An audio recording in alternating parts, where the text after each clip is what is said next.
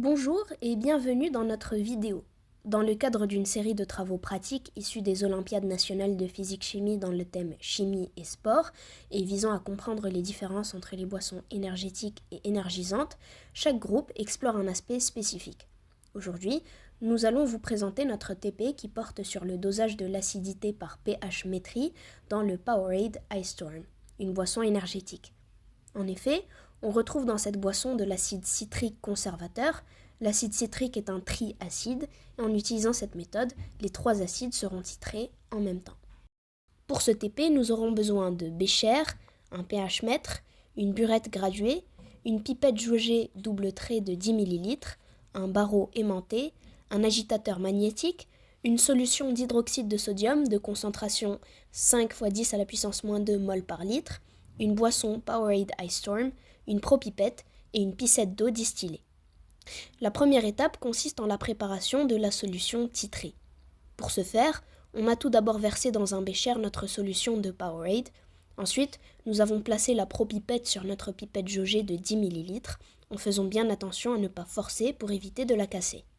Nous l'avons ensuite rincée avec de l'eau distillée, puis avec la solution de Powerade. Nous avons ensuite placé la pipette jaugée dans le bécher en prenant soin de l'incliner afin de ne pas faire rentrer de bulles d'air. À l'aide de la molette de réglage, nous avons réglé le volume jusqu'à 10 ml, le deuxième trait de jauge. Puis, le contenu de la pipette est transvasé dans un bécher en appuyant doucement sur le piston. On verse la solution jusqu'au deuxième trait de jauge. On ajoute délicatement notre barreau aimanté. On prépare ensuite notre burette graduée. Pour ce faire, on rince la burette graduée avec de l'eau distillée que l'on laisse couler avec le robinet ouvert, puis avec notre solution titrante d'hydroxyde de sodium. On ferme maintenant le robinet et on verse cette fois-ci la solution titrante en dépassant un peu le zéro. On règle maintenant le volume à 0 en prenant soin d'ouvrir rapidement le robinet de sorte à ce que toute bulle d'air soit éjectée et pour avoir le bon volume. Maintenant, on arrange le matériel de sorte à placer en dessous de la burette notre agitateur magnétique qui porte notre bécher et donc notre solution titrée, et en faisant attention à bien centrer notre bécher sur l'agitateur et laisser de la place pour le pH-mètre, très fragile, sans qu'il ne touche les mains. Après avoir bien vérifié, on allume l'agitateur à une vitesse moyenne et on allume également le pH-mètre préalablement étalonné. Maintenant, on verse notre solution dans le bécher par fraction de 0,5 ml en allant de 0 à 15 ml et on note tout ça sur une feuille de papier millimétrée. Voici un schéma du titrage à noter et voici les résultats de notre expérience.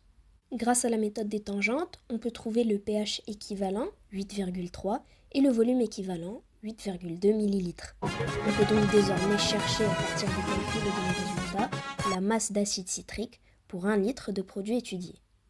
Tout d'abord, écrivons l'équation. C'est une réaction acide-base entre de l'hydroxyde de sodium et de l'acide citrique. On obtient donc AH3+, plus 3HO-, qui nous donne A3- plus 3H2O. On trouve donc, sans détailler les calculs, qu'il y a 2,7 g d'acide citrique dans 1 litre de Gatorade Ice Storm. Si vous voulez plus de détails, les voici, vous pouvez mettre en pause. On peut donc déduire directement la concentration massique d'acide citrique dans notre boisson énergétique.